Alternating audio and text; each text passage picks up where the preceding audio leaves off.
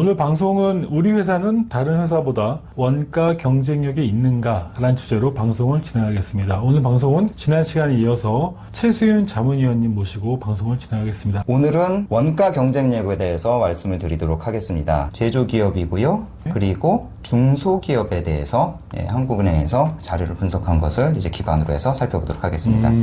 한국은행에서 기업 분석한 거군요. 네네. 그래서 여기 보시면은 일단 단기 총 제조 비용을 100으로 했을 때 재료비 비중은 한 64%. 재료비가 다라고 뭐 해도 될 것 같죠. 그다음에 통상 여기서 보이는 것처럼 8.99%라고 나왔는데 매출액 대비 비중 오른쪽으로 가보면은 한 인건비 비중이 한 10%에서 좀 올라가면 11% 정도. 10% 안팎이네요. 예, 10% 안팎의 인건비라고 통상 보시면 됩니다. 그리고 이제 경비가 이제 이거 두 개를 빼고 나면은 한 4분의 1 정도, 27%가 되는데요. 네. 이 중에서 감가상각비가 한 6%. 감가상각비는 이제 고정자산 투자하고 연관이 되기 때문에 네. 이제 고정자산 투자가 결국 우리 손익계산서에 아니면 이제 여기 나와 있는 것처럼 제조원가 명세서에 어떻게 반영이 되는지 이것을 이제 감가상각비를 보고 이제 유출을 해볼 수가 있고요. 네. 그리고 외주 가공비가 여기 보시는 것처럼 한 7% 정도가 됩니다. 생각보다 높네요. 예, 생각보다 상당히 높습니다. 그러니까 중소기업들의 경우에도 이제 외주에서 가공을 이제 하는 경우가 이제 많이 있다라는 것을 알 수가 있죠. 그래서 이와 같은 숫자를 일단 감을 가지고서 이제 넘어가 보도록 하겠습니다. 그래서 앞에서 보시면 재료비 비중이 전체적으로 한 60%가 넘습니다. 매출 대비로 해도 이게 한 50% 내외 정도 돼요. 그래서 기업들이 이제 보통 이제 제조기업이 좋을 때 10%가 채 안 되는 경우가 대부분입니다. 뭐 애플처럼 굉장히 많은 이익을 내는 기업들도 있지만 일반 중소기업 같은 경우는 이제 5% 이익 내기도 쉽지 않은 상황에서 맞아요. 5%안 돼요. 예. 재료비 비중이 매출 대비로 봐도 50%. 이게 어떻게 보면 가장 중요한데 문제는 재료비 비중을 1% 낮추기도 쉽지가 않아요. 그래서 대체로 원가 경쟁력이 비슷비슷합니다. 조금 낮고 조금 못하고 이런데 그래서 이 재료비 비중이 낮아지면서 원가 경쟁력이 있는 기업들은 대부분 연구개발을 굉장히 많이 한 부서예요. 그러니까 연구개발을 해야 어떻게 보면 재료비를 낮출 수 있지 내가 조금 잘 사고 못 사고 이거의 영향은 사실 그렇게 많이 받지는 않습니다. 결국은 근본적인 그 재료비 측면에서 경쟁력을 가지려면 연구개발을 꾸준히 하셔야 된다.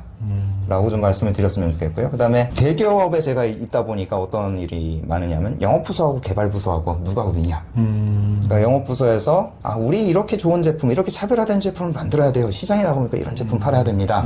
물론 영업 입장에서는 좋겠지만 일단은 이 원가 경쟁력 측면에서는 좀 개발부서에 힘을 실어주시는 게 원가 경쟁력 측면에서는 좋습니다. 왜냐하면 그 정도의 차별화를 하는데 돈이 너무 많이 들어가는 경우가 굉장히 많습니다. 그래서 차별화 제품 좋은데 차별화 제품 따질 때 개발 측면에서 저게 어느 정도 난이도가 있는지 물론 본인도 이제 개발 측면에서 난이도가 있지만 어떻게든지 개발을 하려고 노력은 해야 되겠지만 일단은 개발부서의 말을 듣고 차근차근 제품 차별화를 하는 게 좋습니다. 영업부서 말만 믿고 저렇게 제품 만들면 좋은 제품 만들면 우리 거 잘 나갈 거야 안 팔리는 경우도 있고요. 그 다음에 잘 팔려도 원가가 너무 비싸서 뭐 제대로 돈을 못 버는 경우도 있습니다. 그리고 당연히 이제 재료를 공급하는 업체하고의 관계도 중요한데 두 가지입니다. 아주 친하거나 아주 멀거나 어설프게 관리하시면 안 됩니다. 아주 친하게 지내서 정말 이제 같이 원가 절감하고 그 다음에 재고에 대해서도 서로 이제 뭐 정보 나누고 이랬을 때 좋아지는 경우 그 다음에 정말 타이트하게 관리하는 경우 제가 옆에서 이제 오랫동안 경험해 본 바로는 대기업 입장에서는 아주 멀 때가 오히려 좀 더 효과적인 경우가 많아요. 단가를 낮추는. 네, 단가를 후려치는 데는 네. 굉장히 중소기업 사장님들은 굉장히 안 좋아하시겠지만 대기업 입장에서는 이게 아주 경우가 더 좋은 경우가 많습니다. 그래서 애플 같은 회사하고 거래를 하는 회사들은 굉장히 수익성이 낮아요. 아주 멀게 관리를 하는 거죠. 삼성도 마찬가지 아닌가요? 애플보다는 훨씬 좋습니다. 기업은 다 후려치는 것 같은데. 네, 그래서 아주 멀 경우에 성과가 좋기 때문에 대기업은 이렇게 아주 멀게 하면서 이제 후려치는 걸 이제 선호하는 성향들이 상당히 높습니다. 예, 우리 사장님들께는 안 좋은 소식이고 이미 다 알고 계시죠? 근데 이런 경우가 사실 굉장히 많고요. 그리고 원자재, 아예 원자재인 경우, 광물이나 예를 들어서 이제 뭐 원면이라든지 뭐 여기서 이제 문제가 되는 석유라든지 이런 원재료 자체가 굉장히 원자재에 가까울 경우에는 시장에 대해서 전문성도 확보할 필요가 있습니다. 제가 예전에 이제 신용평가했던 회사에서는 원명과장이 계셨어요. 면방직 업체였는데 그분은 투자자에 가까우실 정도로 굉장히 그 시장에 대한 전문성이 높으셨고 실제로 그 원명과장님 한 분으로 인한 원가 절감액이 한 2, 3%씩은 다른 업체에 비해서 우위에 있었거든요. 그래서 내가 정말 그런 원자재를 다루는 회사라면 하늘에 맡기지 말고 내부적으로 좀 전문가 한 분 정도는 최소한 그것만 좀 집중적으로 보시는 분을 좀 만드시는 게 네. 도움이 될 거라고 좀 추천을 드리고 싶습니다. 네. 그리고 농업비는 앞에서 재료비가 60%나 되지만 이거 굉장히 절감하기 힘들다고 말씀드린 것처럼 가장 해외로 나가서 비용 절감을 하고 싶다라는 어떻게 보면 유혹을 많이 느끼는 분야가 이 농업비 분야인데 여기 보시는 것처럼 이게 굉장히 높네요. 몇 년 전 자료입니다만은 그때 한국이 네. 3,114불이었고 네. 베트남은 10분의 1이 안 되죠. 방글라데시는 이제 그보다 더 쌉니다. 그래서 삼성전자 같은 경우도 베트남에 그렇죠. 굉장히 대규모로 있고요. 그다음에 뭐 영업무역이라든지 우리나라 굴지의 그 의류업체들 다 일찍부터 방글라데시 갔습니다. 여기서처럼 인건비가 상당히 차이가 나죠. 어마어마한데요. 예. 그래서 제일 먼저 이렇게 나가려고 한다. 난 나가고 싶다. 그럼 첫 번째 보여야 될 게 이게 어떻게 보면 뒤로 맨 뒤에 있지만은 관리 역량을 키우시는 게 필요합니다.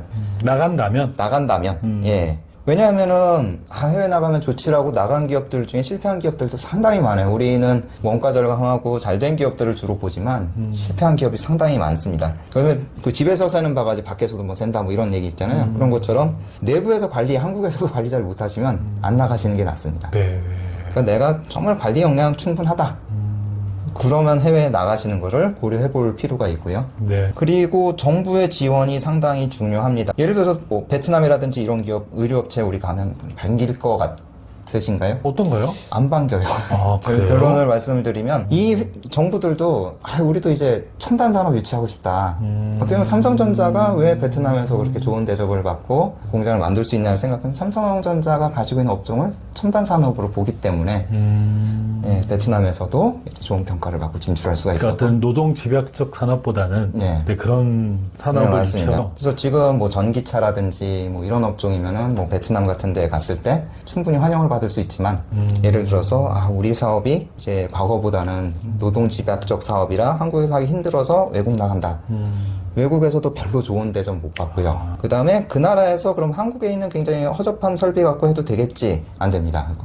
왜냐하면 그 나라에 가 있는 기업들 자체가 굉장히 최첨단 설비를 가지고 왜냐하면 이 나라의 사람들이 기본적으로 좀 우리나라 사람들처럼 어떻게 보면 빠릿빠릿하지가 않아요. 생산성 측면에서는 상당히 떨어지기 때문에 뭐 우리나라 보통 이제 골프장에서 많이 얘기하는 게 그 캐디 분들이 뭐 채도 올라주지 네네. 운전도 하지 뭐 네. 여러 가지 일 다 하잖아요. 네. 근데 이제 주로 이제 외국에서 뭐 예전에 이제 골프 해외로 많이 이제 나가서 치신 분들은 우리나라 캐디의 경쟁력은 뭐 상상을 초월한다.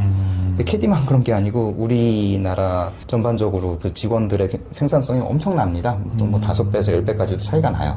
여기서 보면은 임금 뭐 10배 뭐 이렇게 되지만 생산성조차도 그렇게 차이가 나는 경우도 있기 때문에 그러면 인건비를 낮추기 위해서 뭐 외국의 싼 인건비를 찾아 나서는 게 꼭 좋다고 볼 수는 없네요. 네, 맞습니다. 네, 그래서 준비는 굉장히 충실히 하셔야 되고 이런 여러 가지 요소들을 다 면밀히 고려를 해보셔서 진출을 하시는 것을 권하고 싶습니다. 네. 그리고 이제 경비 측면에서 이제 자동화 투자라는 말을 이제 많이 하죠. 그 다음에 특히 이제 테슬라 같은 경우 미국에 공장 세우면서 네. 자동화를 굉장히 높였다가 초반에 폭삭 망했죠. 이 왜냐하면 명과암이 무슨 뜻입니까? 자동화 투자를 하면은 인건비도 중기적으로 뭐 관리도 쉽고 좋을 것 같다. 네. 하지만 자동화가 조금만 틀어지면 엄청난 손실로 이제 나타나는 경우가 많습니다. 똑같은 실수를 과거에 애플도 했었고요. 자동화하면 좋겠지 했는데 이거 안 되네. 결국은 사람과 기계를 어떻게 효율적으로 섞어주느냐, 어떻게 효율적으로 협업하는 구조를 만들어주느냐가 가장 핵심이라고 볼 수 있겠습니다. 그래서 여기 보시는 것처럼 자동화의 구체적인 효과, 자동화를 해서 뭐가 좋아지는 거야라서 거기에 대한 대답을 할 수 있어야 자동화 투자를 하는 게